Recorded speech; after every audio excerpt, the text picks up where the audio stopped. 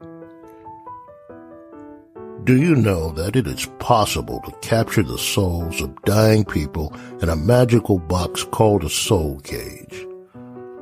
When a dying person is at the singular moment of their death, the soul cage reaches out and grabs the soul before it can find the eternal light.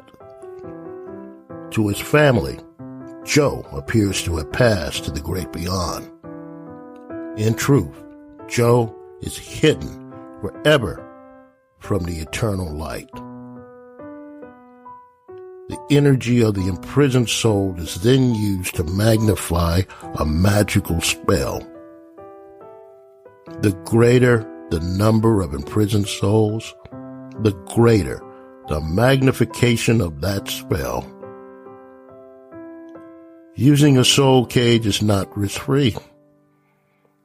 A portion of the conjurer's life is forever imprisoned within the cage to pay for its use. Without careful use, all the life force can be drained.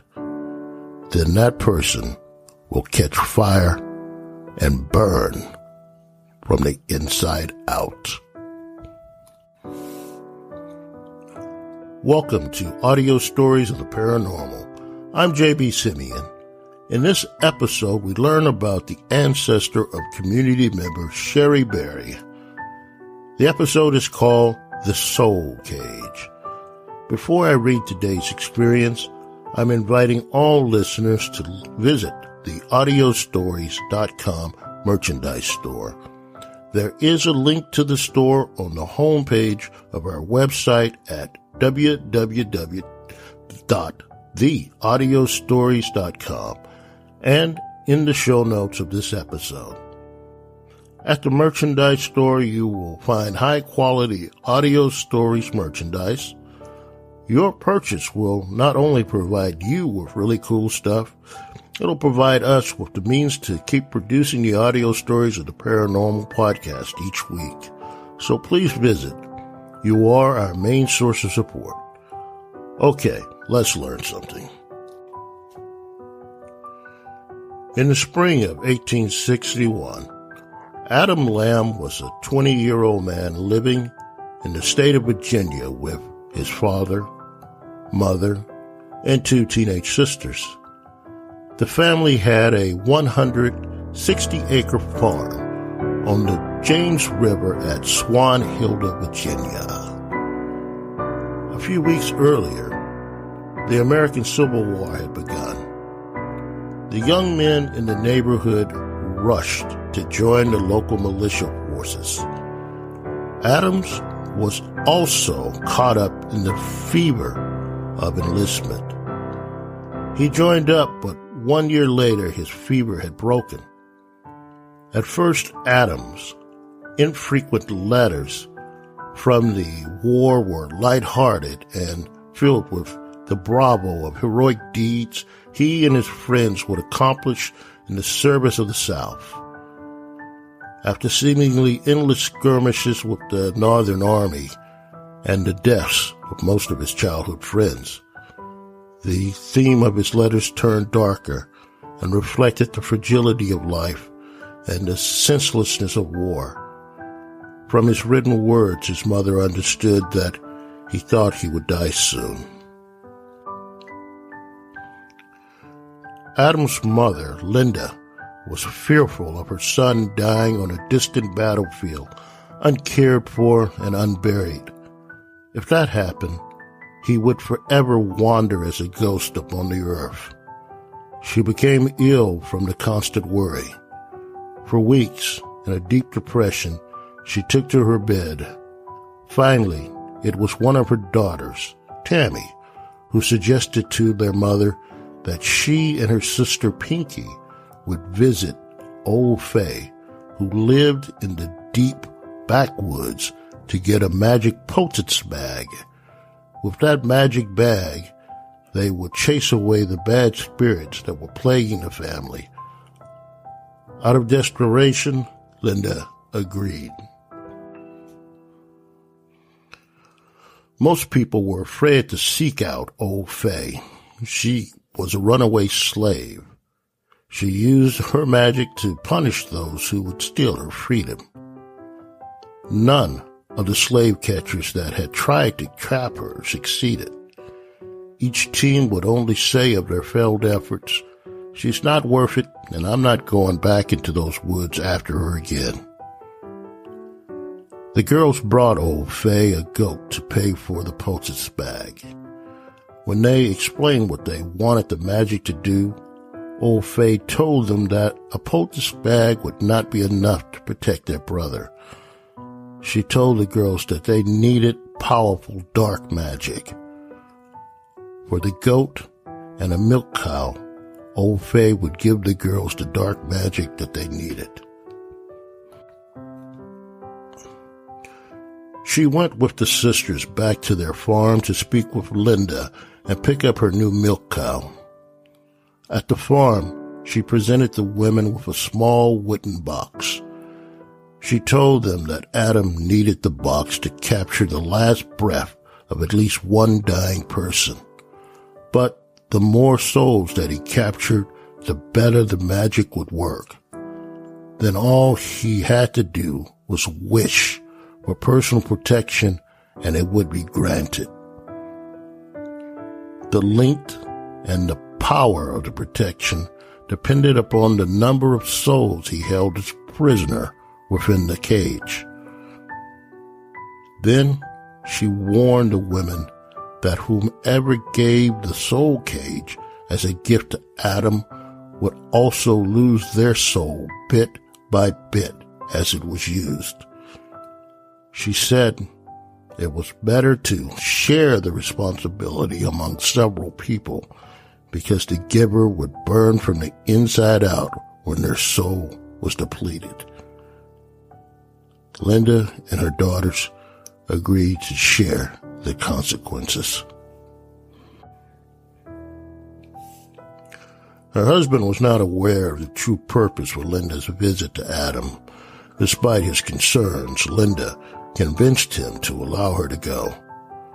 She took her trusted house slave Moses on the journey with her.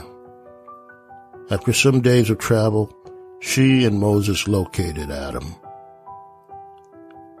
After a happy reunion, Linda explained to her son the rules of the spell that old Fay had cast on the soul cage.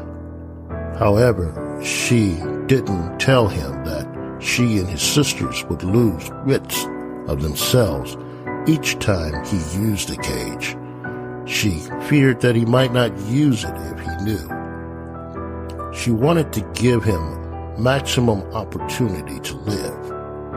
However, she did warn Adam that the use of magic has consequences. She asked that he only use the cage when necessary.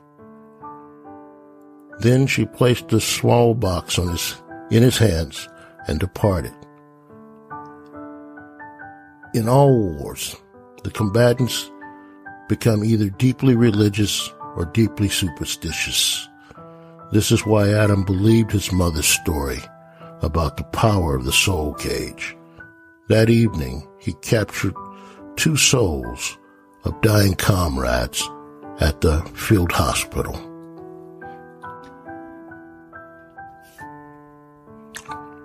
The next morning, Adam discovered that old Fay's magic was powerful. He made a wish not to be killed, injured, or captured. The test came quickly. While closing on an enemy position with his squad, everyone was eventually killed or wounded except him. He advanced alone and took the enemy position. He came face to face with multiple Union rifles.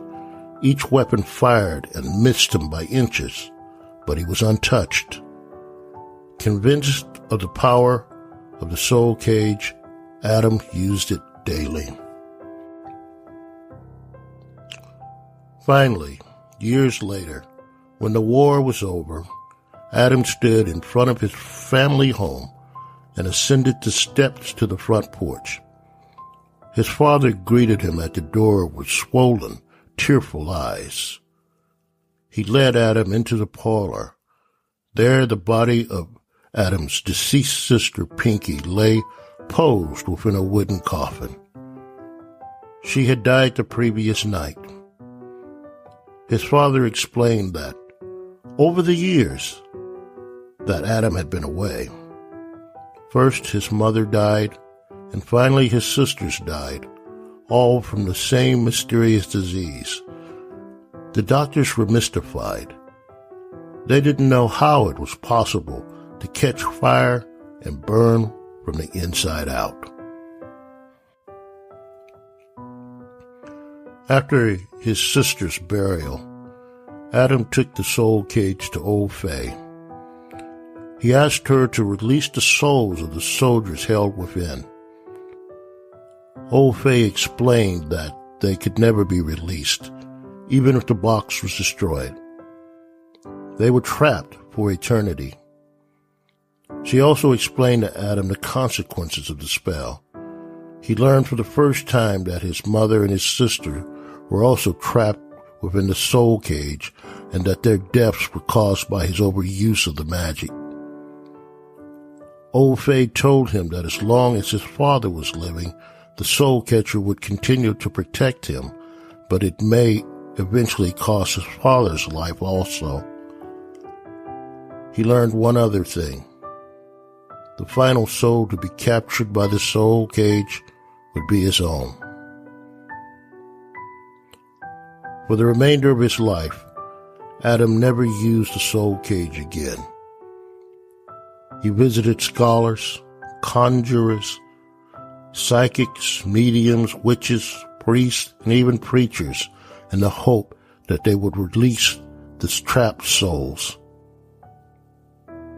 They didn't succeed. He died in 1935 at age 95. At his funeral, his grandson placed the soul cage in his hands, and it was buried with him. This completes our story. Thank you, Sherry, for sharing that paranormal bit of your family's history with us. So what do you think, community? Do you have a paranormal experience that you would like to share? If so, you can submit your story through the audiostories.com submission form on the website. The submission requirements can be found on the Audio Stories of the Paranormal website at www.theaudiostories.com. Please review them before submitting your story. Thank you for listening to Audio Stories of the Paranormal. I'm J.B. Simeon. I'll see you next Sunday with a new episode. Until then, be aware, be cautious, and take care.